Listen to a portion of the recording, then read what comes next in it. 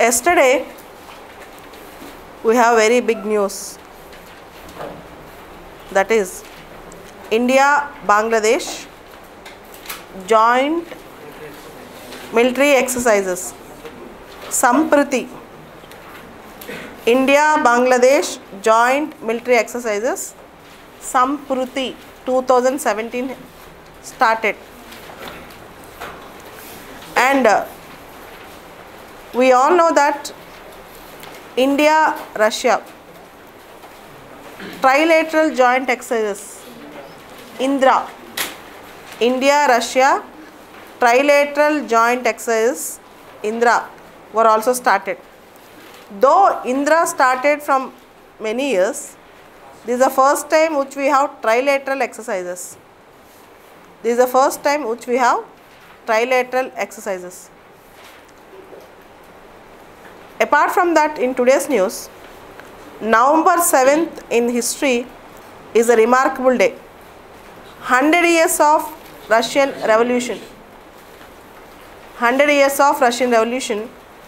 There is a lead article in Hindu paper. The article says Russian Revolution have two effects.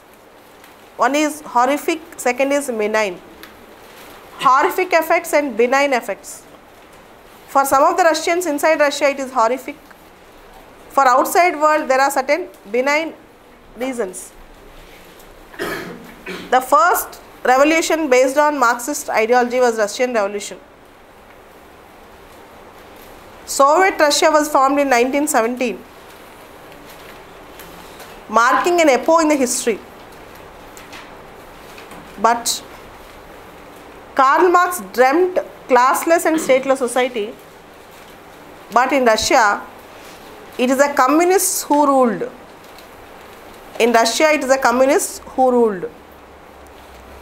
And it is not classless society, but communist class which actually occupied everything. Particularly after the death of Lenin, Stalin,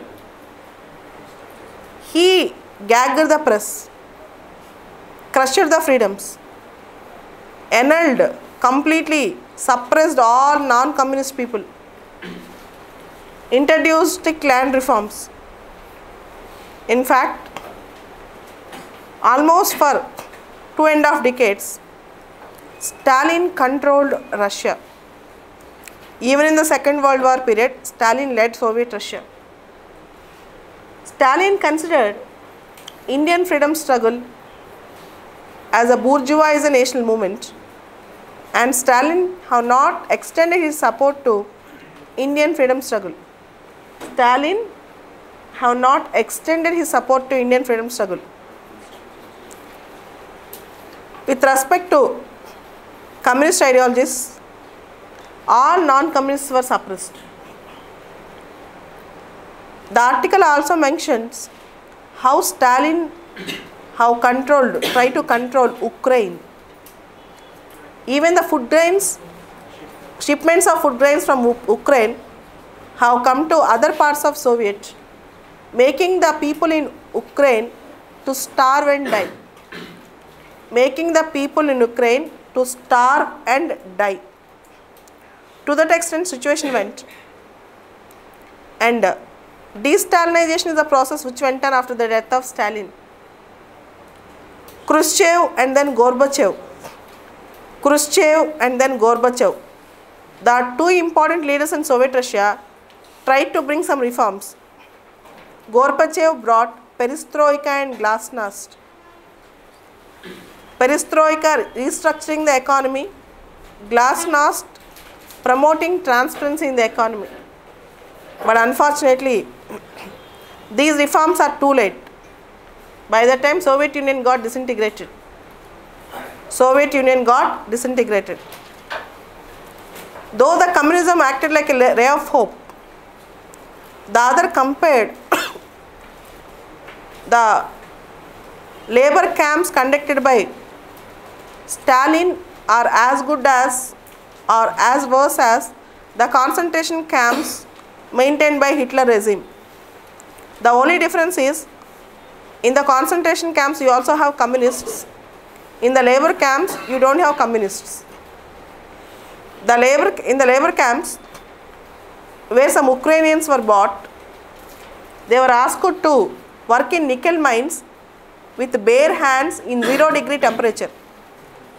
They were asked to work in the nickel mines with bare hands in 0-degree temperature. Such was the inhuman condition during that period for most of the people there. And Karl Marx wanted to end the distinction between haves and have-nots. The exploitation of rich people over the poor people. In fact, what all Lenin promised have not achieved in Marxist society, the Soviet Socialist Russia. Why Soviet Union got disintegrated? Why the dream of socialist revolution shattered? In 1917, Soviet Russia was formed. In 1991, Russia got disintegrated. In 1917, Soviet Russia was formed. In 1991, Soviet Russia tumbled as a pack of cards. The reasons are many. Warmongering, superpower status, maintenance of many armed forces, weaponry. At one point of time, half of the Russian economy went for overhauling, went for cleaning, maintaining and repairing all the weapons.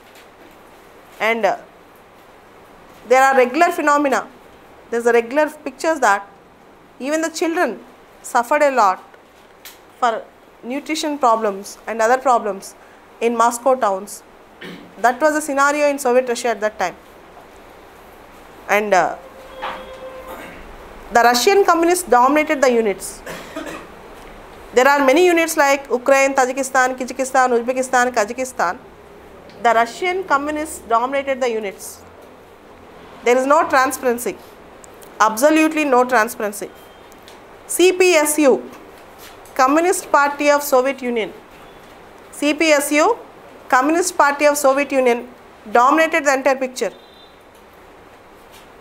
So, no level of transparency brought by Gorbachev was able to address this problem. So, finally, Soviet Russia got disintegrated. We have to learn lessons from history. It's not just communism, it's not just capitalism. It's the way we lead the country that is important. The entire article goes like this. And the next article is women power. This article is related to Asia Cup Hockey Championship for Indian women. Asia Cup Hockey Championship for Indian women. Women in sports in India are regularly discouraged. In most of the families, women are not allowed to enter into sports. Except Sania Mirza, Saina Nehwal, PV Sindhu. Few women, they have family support. But generally, sports is not considered as a vocation for women, for girl children.